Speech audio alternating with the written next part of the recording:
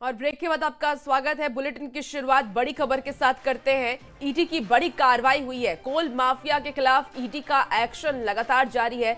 झारखंड पश्चिम बंगाल में search operation किया गया। आपको बता दें कि झारखंड में करीब 18 ठिकानों पर जांच किया गया। धनबाद में कोल माफिया पर दबिश दी गई। लाल बहादुर सिंह के ठिकाने पर दबिश हुई है। कई अन्य लोगों के खिलाफ भी सर्च ऑपरेशन जारी है। इस वक्त की आपको बड़ी खबर बता रहे हैं, जहां झारखंड में सर्च ऑपरेशन किया जा रहा है। ईडी की तरफ से ये बड़ी कार्रवाई की गई है। कोल माफिया के खिलाफ ईडी का एक्शन जारी है। झारखंड पश्चिम बंगाल में सर्च ऑपरेशन किया गया और झारखंड में करीब 18 ठिकानों पर जांच की गई है, जिसमें धनबाद में कोल माफिया के ऊपर दबिश दी गई। लाल बहादुर सिंह के ठिकाने पर दबिश हुई है और इसके साथ ही आपको बता दें कि अन्य लोगों के खिलाफ भी लगातार सर्च ऑपरेशन ईडी की तरफ से चलाया जा रहा है। तो ये बड़ी खबर, जहां ईडी की ये बड़ी कार्रवाई की गई। देखिए, झारखंड से आपको ये बड़ी खबर बता रहे हैं, जहां झारखंड में सर्च ऑपरेशन किया जा रहा है। लाल बहादुर सिंह के ठिकाने पर छापेमारी की गई और अन्य लोगों के खिलाफ भी सर्च ऑपरेशन जारी है। ज्यादा जानकारी के साथ न्यूज 18 संवाददाता शंकर आनंद हमारे साथ फोन लाइन पर जुड़ गए हैं। शंकर, ईडी की तरफ से ये बड़ी कार्रवाई की गई है। झारखंड और पश्चिम बंगाल में सर्च ऑपरेशन किया गया, क्या और जानकारी अब तक? देखिए, केंद्रीय जांच एजेंसी ईडी के द्वारा एक आज बड़े स्तर पर सर्च ऑपरेशन की कार्रवाई को अंजाम दिया जा रहा है और ये सर्च ऑपरेशन जो है उन कोल माफियाओं के खिलाफ है जो अलग अलग राज्यों में अपना एक नेटवर्क बना करके कोल साम्राज्य चलाते थे और मनी लॉन्ड्रिंग के मामले को अंजाम देते थे। झारखंड की अगर बात करें तो झारखंड के 18 लोकेशन पर इस वक्त में सर्च ऑपरेशन की कार्रवाई चल रही है, तो वहीं पश्चिम बंगाल के 20 लोकेशन पर सर्च ऑपरेशन की कार्रवाई चल रही है। और झारखंड में विशेष तौर पर अगर बात करें तो धनबाद जो इलाका है वहां पर देवविला एरिया है, वहां पर कोल माफिया लाल बहादुर सिंह के यहाँ पे भी जांच एजेंसी की टीम पहुंची है। लाल बहादुर सिंह के आवास के आसपास में भी सुरक्षा बलों की काफी तैनाती की गई है। ये इस इलाके की बात करें तो देवविला इलाके में पहले भी कई बार अलग अलग जांच एजेंसी की टीम वहां पे पहुंची थी, लेकिन काफी संख्या में लोग एकत्रित हो जाते हैं। लोग वहां पर जिस तरह से कर्ताओं को भी प्रभावित करने की कोशिश करते हैं, लेकिन आज इन तमाम चीजों को ध्यान में रखते हुए आज इस इलाके में काफी सुरक्षा व्यवस्था बढ़ाई गई है।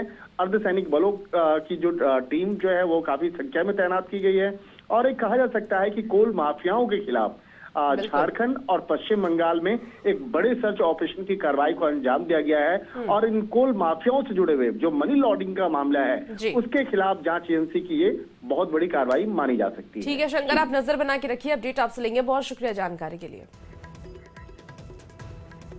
और बड़ी खबर पटना से, जहां फुलवारी शरीफ पुलिस ने एआईएमआईएम नेता फारूक रजा को गिरफ्तार कर लिया है। जमीन कारोबारी की हत्या के आरोप में यह गिरफ्तारी हुई है। फारूक रजा पर हत्या और रंगदारी जैसे 9 मामले दर्ज हैं और ये कई महीनों से फरार था। फुलवारी शरीफ पुलिस की लिस्ट में टॉप 10 अपराधी में शामिल था फारूक रजा। 19 मई 25 को फुलवारी थाना क्षेत्र के इमारते शरिया के पास हुए जमीन कारोबारी अनवर आलम की हत्या मामले में भी नामजद आरोपी था।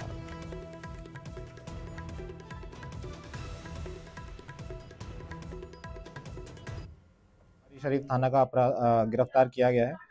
दिनांक 19/5/2025 को ये गोली मारकर हत्या कर दी थी इसने, तब से फरार चल रहा है। इसके खिलाफ 779/25 संख्या थाना कांड संख्या फुलवारी शरीफ में दर्ज है। जो गिरफ्तार किया गया है उसका नाम है फारूक राजा उर्फ डब्लू, पिता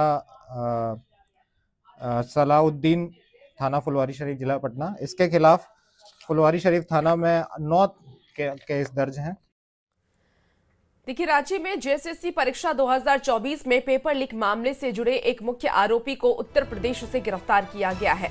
झारखंड पुलिस के इनपुट पर उत्तर प्रदेश पुलिस ने आरोपी विनय शाह को गिरफ्तार किया। आरोपी विनय शाह गोरखपुर इलाके का रहने वाला है और इसे पूरे मामले में अहम कड़ी माना जा रहा है। आरोपी विनय शाह रेलवे में इंजीनियर के पद पर तैनात है और उसकी गिरफ्तारी का वारंट पहले ही यूपी पुलिस को दे दिया गया था। बता दें आपको कि जेएसएससी परीक्षा 2024 में शामिल होने वाले 24 अभ्यर्थियों को नेपाल ले जाया गया था, जहां सभी को प्रश्न पत्र रटवाया गया था और अभ्यर्थियों के नेपाल ट्रिप मामले में विनय शाह अहम कड़ी माना जा रहा है और पूछताछ के बाद झारखंड पुलिस की एसआईटी को अहम सुराग मिलने की संभावना भी जताई जा रही है। बता दें आपको कि जेएसएससी प्रश्न पत्र लीक की जांच का जिम्मा सीआईडी की एसआईटी को दे दी गई है। जांच टीम ने इंडियन रिजर्व बटालियन के 6 जवान, एक असम राइफल के जवान और रामगढ़ में पोस्टेड एक होमगार्ड जवान समेत कुल 10 लोगों को गिरफ्तार किया है।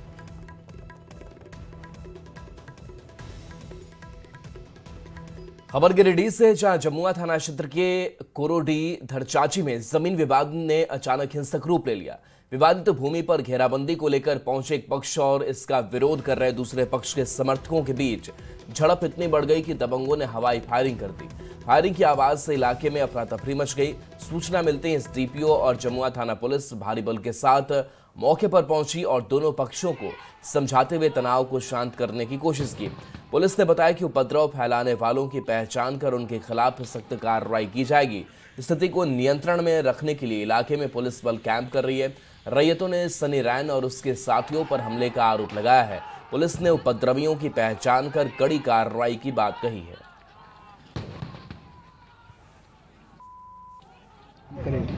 जमीन का मामला है तो हम लोग को सूचना मिलता है तो सबसे पहला काम रहता है शांति व्यवस्था कायम करना। अगर वैसी बात हम लोग को पूर्व सूचना मिलता है तो 126 बीएनएस की कार्रवाई हम लोग कर देते हैं। ठीक है, उसके बाद अगर मान लीजिए एहतियात के तौर पर हम लोग उसका पेट्रोलिंग करते रहते हैं कि शांति व्यवस्था नहीं बिगड़े। भूमि संबंधी मामला है तो ये सिविल का मामला है, तो लोगों को मैंने और थाना स्तर से भी सलाह दिया जाता है कि भैया आप लोग जिसका पेपर है आप लोग उससे वेरीफाई करवाइए, काम कराइए। हम लोगों को कोई आपत्ति नहीं, हम लोग अनावश्यक रोक भी नहीं सकते हैं किसी को और अनावश्यक करवा ही नहीं सकते। इसी बीच देखिए अररिया से बड़ी खबर आ रही है, जहां कैमरे पर लूट लाइव है। किराना दुकान में लूटपाट की गई है। 8,21,000 की लूट की गई। सीसीटीवी कैमरे में कैद हुई है लूट की ये पूरी वारदात। फारबिसगंज के दीनदयाल चौक की यह घटना बताई जा रही है। 4 से 5 की संख्या में घुसे थे अपराधी और सभी ने चेहरे को ढक रखा था। सीसीटीवी फुटेज आपको इस वक्त टीवी स्क्रीन पर दिखा रहे हैं। ये देखिए किस तरीके से लूटपाट की घटना को अंजाम दिया जाता है। अररिया से ये खबर सामने आई है और इसको लेकर के अब लॉ एंड ऑर्डर पर कई सवाल भी खड़े होते हैं कि आखिर अपराधी इतने बेखौफ कैसे होते जा रहे हैं। कैमरे पर देखिए ये लूट की पूरी वारदात सामने आई है। किस तरीके से अपराधी घुसते हैं दुकान में और लूटपाट की घटना को अंजाम देते हैं। डरा धमका करके वहां जो दुकानदार बैठे होते हैं उन पर पिस्टल तानते हैं और उसके बाद दुकान में लूटपाट करते हैं। और जितने भी अपराधी थे आप तस्वीरों में भी देख पा रहे होंगे, सभी ने अपना चेहरा ढक रखा है। 8,21,000 की लूट की गई और सीसीटीवी कैमरे में ये पूरी वारदात कैद हो गई। फारबिसगंज के दीनदयाल चौक की ये घटना है।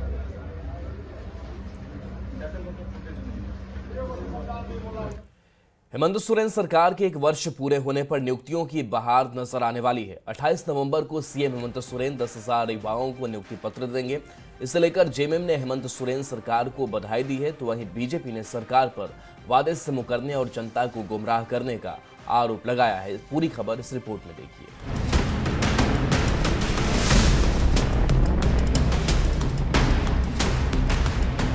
सरकार के 1 साल पूरे होने पर 28 नवंबर को मुख्यमंत्री हेमंत सोरेन मोरहाबादी मैदान में 10,000 अभ्यर्थियों को नियुक्ति पत्र सौंपेंगे। जेएमएम ने दावा किया है कि राज्य सरकार युवाओं को नौकरी देने में जुटी है। विपक्ष के अड़ंगे से इसमें बाधा आती है, लेकिन सरकार रोजगार को लेकर गंभीर है और यही वजह है कि सरकार के 1 साल पूरे होने पर रोजगार की बहार आने वाली है। 28 तारीख को नियुक्ति पत्र दिए जाएंगे। उसके बाद और भी बहालियां हैं। आप आने वाला समय ये पूरा वर्ष भी अभी दिसंबर बचा हुआ है, और भी नियुक्ति पत्र दिए जाएंगे। अगला साल भी नियुक्तियों का वर्ष ही माना जाएगा। तो एक सोच और उस सोच को धरातल पर उतारने की प्रतिबद्धता। रोजगार की बहार आने पर कांग्रेस ने खुशी जताई है और युवाओं को नौकरी मिलने पर राज्य को फायदा मिलने और राज्य के विकास की उम्मीद जताई। कांग्रेस ने पिछली सरकार पर निशाना भी साधा। जनता की गाढ़ी कमाई को खर्च करके, तामझाम लगा करके युवाओं को हम नौकरी नहीं दे रहे हैं, बल्कि हम सादा समारोह में इस राज्य के युवाओं को नियुक्ति पत्र बांट रहे हैं। यही हमारी प्रतिबद्धता है। एक नजर डालते हैं आखिर किन विभागों में नियुक्तियां मिलेंगी। उप समाहर्ता के 207 पद, पुलिस उपाधीक्षक के 3 पद, राज्य कर पदाधिकारी के 56 पद, कारा अधीक्षक के 2 पद, झारखंड शिक्षा सेवा ग्रेड 2 के 10 पद, जिला समादेष्टा के 1 पद, सहायक निबंधक के 8 पद, श्रम अधीक्षक के 14 पद, प्रोबेशन ऑफिसर के 6 पद, उत्पाद निरीक्षक के 3 पद, सहायक आचार्य के 8000 पद और कीट पालक के 150 पद शामिल हैं, जिन पर अभ्यर्थियों को नियुक्ति पत्र सौंपा जाएगा। बीजेपी ने पूरे मामले को लेकर सरकार को घेरा है। बीजेपी कहती है सरकार ने 1 साल में 10 लाख नौकरी का वादा किया था, लेकिन 10,000 नियुक्ति पत्र बांटने की घोषणा कर जनता को गुमराह करने की कोशिश की जा रही है। तो ये सरकार सिर्फ बातें बनाती है। सहायक आचार्य उसमें 8,000 है, तो आपने कितने अच्छे पदों पर लोगों की नियुक्ति की, कितने आदिवासी मूलवासी हैं, इसका भी ब्यौरा सरकार को देना चाहिए। पर 1% लक्ष्य तो कह भी नहीं सकते कि आपने पहला कदम उठाया। ये तो पहले कदम उठाने लायक भी बात नहीं है।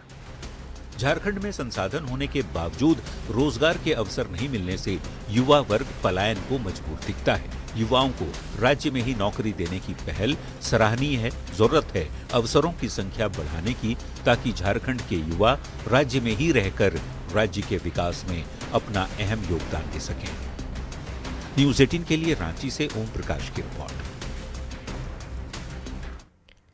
चलिए अब बात करते हैं बिहार की। तो गुरुवार को बिहार में बनी नई सरकार के शपथ ग्रहण समारोह की हम बात करेंगे। नीतीश कुमार ने 10वीं बार मुख्यमंत्री पद की शपथ ली और इस मौके पर खुद प्रधानमंत्री नरेंद्र मोदी मौजूद रहे। पीएम ने बिहारी स्टाइल में गमछा लहराकर लोगों का अभिवादन किया, जिसके बाद गांधी मैदान में लोगों ने भी जमकर गमछा लहराया। तारीख 20 नवंबर 2025, जगह पटना का गांधी मैदान, मौका बिहार की नई सरकार का शपथ ग्रहण। भारत के संविधान के प्रति सच्ची श्रद्धा और निष्ठा रखूंगा। शपथ ग्रहण समारोह में मौजूद रहे प्रधानमंत्री नरेंद्र मोदी ने जैसे ही गमछा लहराकर लोगों का अभिवादन किया, एक तरह से पूरे गांधी मैदान में गमछा की लहर उठ गई। गांधी मैदान में मौजूद बिहार के लोगों ने भी गमछा लहराकर पीएम का स्वागत किया।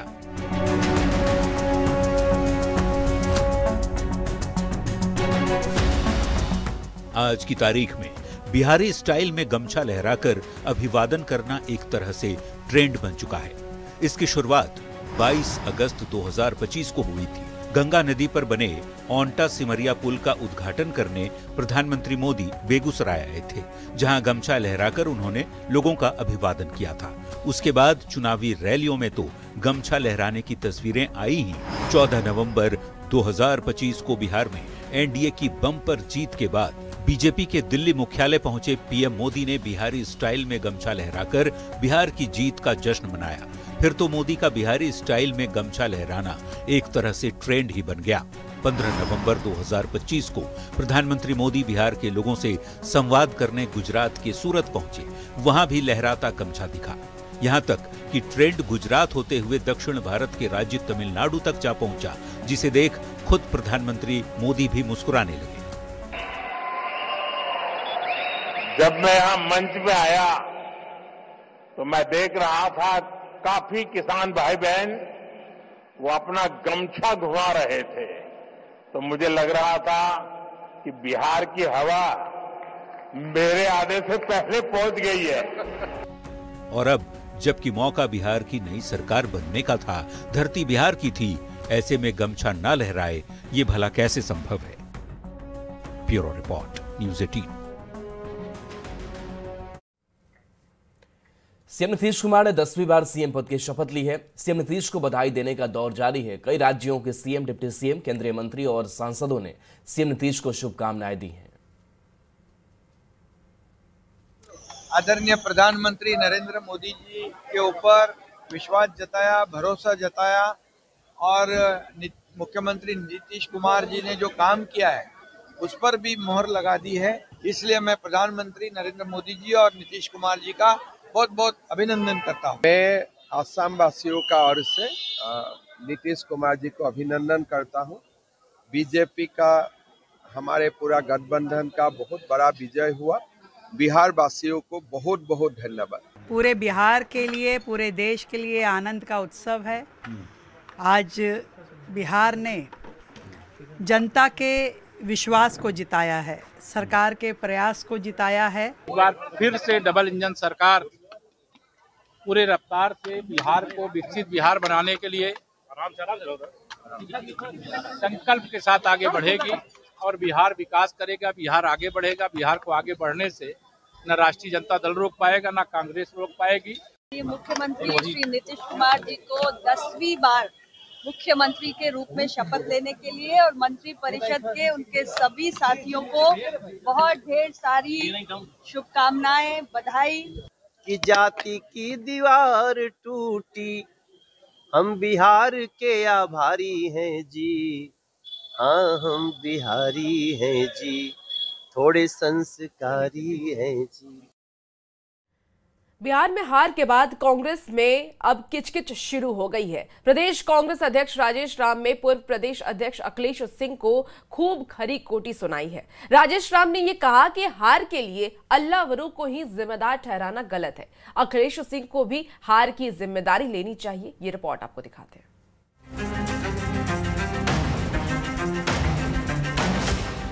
बिहार विधानसभा चुनाव में कांग्रेस को करारी पराजय मिली है।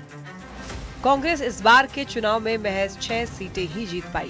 पूरी कांग्रेस पार्टी की चुनाव में चीचा लेदर हो गई। अब इस हार के साइड इफेक्ट भी दिखने लगे हैं। हार के बाद कांग्रेस में किचकिच शुरू हो गई है।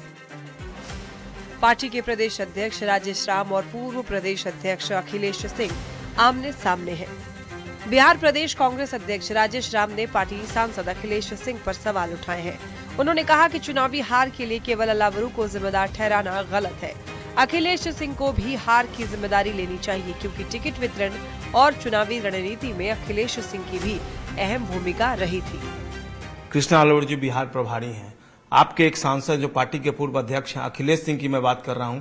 अखिलेश सिंह ने भी कृष्णा अल्लूरी को कहा कि उनको इस्तीफा देना चाहिए। ऐसे अगर पार्टी के प्रोमिनेंट लीडर इस तरह का सवाल उठाएंगे तो इसको आप किस रूप में देखते हैं? ऑनेस्टली जवाब दीजिएगा इसका। देखिए, ऑनेस्टली जवाब ये है कि हमारे पार्टी के अंदर सांसद और राज्यसभा सांसद स्क्रीनिंग जब समाप्त हुई थी तो चारों से अलग अलग टाइम पर स्क्रीनिंग कमेटी में सुझाव मांगे गए थे।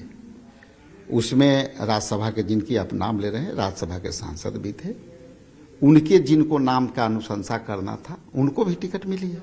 यदि चुनाव हम हारे हैं तो मैं तो वही कह रहा हूं कि पार्टी के इंटरनल लोकतंत्र में सभी से पूछे गए हैं, तो काउंटेबिलिटी एक व्यक्ति के कैसे हो सकती है? जो भी लोग उस कमेटी से अपनी सहमति जताई है और अपनी उम्मीदवारों के लिस्ट के नामों पर चर्चा की है, तो काउंटेबिलिटी उतना ही उनका भी है जितना हमारा है, जितना प्रभारी जी का। लेकिन आपने कहा कि वो किसी के मैनेजर की भाषा बोल रहे हैं। वो किसके मैनेजर की भाषा बोल रहे हैं, इसका खुलासा कर दीजिए आप। ये देखिए, खुलासा तो नहीं होगा, लेकिन रियल में वो मैनेजर की तरह बात करते हैं और वो अच्छे मैनेजर हैं। राजेश राम ने पूर्व कांग्रेस प्रदेश अध्यक्ष अखिलेश सिंह को सीधे सीधे नसीहत देकर बिहार की सियासत को सुलगा दिया है। अब एनडीए कांग्रेस में चल रही किचकिच पर तंज कस रहा है। जब चुनाव परिणाम आता है, जीत उनके खाते में होता है तो आला कमान को श्रेय दिया जाता है। हार का श्रेय कांग्रेस पार्टी में कोई लेने को तैयार नहीं होता है। देखिए, कांग्रेस के नेता हार की हताशा में निराश हो चुके हैं, जिस कारण से एक दूसरे के ऊपर हार का ठीकड़ा फोड़ते रहते हैं। राजेश राम अखिलेश सिंह के ऊपर बोलते हैं, अखिलेश सिंह कृष्णा अल्लावरू के ऊपर बोलते हैं। विधानसभा चुनाव में महागठबंधन को करारी शिकस्त मिली है। कांग्रेस ने बेहद खराब प्रदर्शन किया। अब करारी हार के बाद कांग्रेस के भीतर कोहराम मचा है। राजेश राम के बयान के बाद कांग्रेस के भीतर का अंतर्कलह खुलकर सामने आ रहा है। कांग्रेस में फूट साफ दिख रहा है। न्यूज़ 18 के लिए पटना से संवाददाता संजय कुमार की रिपोर्ट। छपरा के फुलवरिया के रहने वाले आरजेडी नेता सुनील राय की झरिया में हत्या कर दी गई। बाइक सवार 3 अपराधियों ने सिर में गोली मारी। हत्या के बाद गुरुवार को शव को पैतृक घर लाया गया। पूर्णिया से सांसद पप्पू यादव अंतिम संस्कार में शामिल होने के लिए पहुंचे। पप्पू यादव ने जल्द से जल्द आरोपियों की गिरफ्तारी और निष्पक्ष जांच की मांग की। उम्मीद करें हमारे आने के कारण यही है कि लोगों के मन में कोई डर ना हो और न्याय मिले। बस मैं इतना चाहता हूँ। ना हम वहाँ के डीएम से भी, एसपी से भी सबसे बातचीत हम किए हैं। जरूरत पड़ेगी तो हम झारखंड की सरकार से भी बात करेंगे। प्रधानमंत्री नरेंद्र मोदी 20वें G20 लीडर्स समिट में शामिल होने के लिए जोहान्सबर्ग साउथ अफ्रीका के लिए रवाना हुए और ये ग्लोबल साउथ में होने वाला लगातार चौथा G20 समिट होगा। देखिए, आपको दिल्ली से ये खबर बता रहे हैं जहां दक्षिण अफ्रीका के लिए प्रधानमंत्री नरेंद्र मोदी रवाना हो गए हैं। प्रधानमंत्री नरेंद्र मोदी 20वें G20 लीडर्स समिट में शामिल होने के लिए रवाना हुए। रामगढ़ के पतरातू लेक में इस बार हजारों की संख्या में प्रवासी पक्षियों ने डेरा जमाया हुआ है। इनमें दक्षिण पूर्व एशिया के देश म्यांमार, थाईलैंड से सिंगल, common coot, bar headed goose, stork समेत साइबेरिया से कई प्रजाति के प्रवासी पंछी पहुंचे हैं, जो पतरातू लेक की खूबसूरती में चार चांद लगा रहे हैं। प्रवासी पंछियों को देखने के लिए बड़ी संख्या में पर्यटक पतरातू लेक पहुंच रहे हैं। ये पंछी नवंबर से फरवरी के अंत तक पतरातू लेक में ही प्रवास करते हैं। पतरातू लेक में विदेशी पंछी पर्यटकों के आकर्षण का केंद्र बिंदु बने हुए देख सकते हैं कैमरे के माध्यम से। यहाँ पर साइबेरिया और दक्षिण पूर्व एशिया के देशों से यहाँ पर कई प्रजाति के विदेशी पंछी आए हुए हैं, जो नवंबर से फरवरी माह तक यहीं रुकने वाले, यहीं डेरा डालने वाले हैं। और कहीं न कहीं ये पंछी जो हैं ये पर्यटकों के आकर्षण का केंद्र बिंदु हैं। कुछ लोग हैं, कैसा लग रहा है ये बर्ड्स जो है? बहुत ही बढ़िया लगा। अच्छा लगा जी, बहुत ही अच्छा लगा। मैं चाहूंगी कि सभी कोई आए, यहाँ पे देखे, एंजॉय करे। हाँ। और हमारे झारखंड की पतरातू डैम की शान बढ़ाए। शान बढ़ाए, बिल्कुल। खूबसूरती बढ़ा रहे हैं बर्ड्स जो है। जी जी, पूरा फोटोशूट वगैरह कर लिए इसके साथ? जी बिल्कुल किया। आपका नाम क्या है? दीपा चौधरी। अच्छा, आप बताओ कैसा लगा? बहुत अच्छा लगा मुझे। अच्छा लगा? तो यहाँ बार बार आती हो आप? हाँ, मैं तो आती हूँ। फर्स्ट टाइम बुआ लोग को भी लेकर आई हूँ। अच्छा, बुआ लोग के साथ। तो आपका नाम क्या है? परी अग्रवाल। परी। तो आप बता रही थी कैसा लगा ये बर्ड्स जो है? मुझे बहुत अच्छे लगे सारे बर्ड्स। मैं पहली बार नहीं आई हूँ, सेकेंड टाइम आई हूँ। दिल्ली से आई हूँ। मैं दिल्ली से आई हूँ। अच्छा, दिल्ली से आई है? दिल्ली से आई हूँ पतरातू डैम देखने। अच्छा, कैसा लगा आपको ये बर्ड्स? कैसे लगे? बहुत बढ़िया। क्या आपका नाम है? अंजू। तो आप देख सकते हैं पर्यटकों को लगातार ये जो बर्ड्स है अपनी ओर आकर्षित करते रहते हैं और कहीं न कहीं ये आकर्षण का केंद्र बिंदु यहाँ पतरातू लेक में जो है ये दक्षिण पूर्वी एशिया के जो बर्ड्स है, कॉमन कुट हैं और दूसरे प्रजाति के और यहाँ पर जो पंछी हैं वो लोगों को लगातार अपनी ओर आकर्षित करते रहते हैं। ऐसे में कहा जा सकता है कि जो विदेशी पंछी है, साइबेरियन बर्ड्स है, पर्यटकों के बीच आकर्षण का केंद्र बिंदु बने हुए हैं। जावेद खान, न्यूज़ 18 राम। और फिलहाल इस बुलेटिन में इतना ही। बने रहिए न्यूज़ 18 बिहार झारखंड के साथ।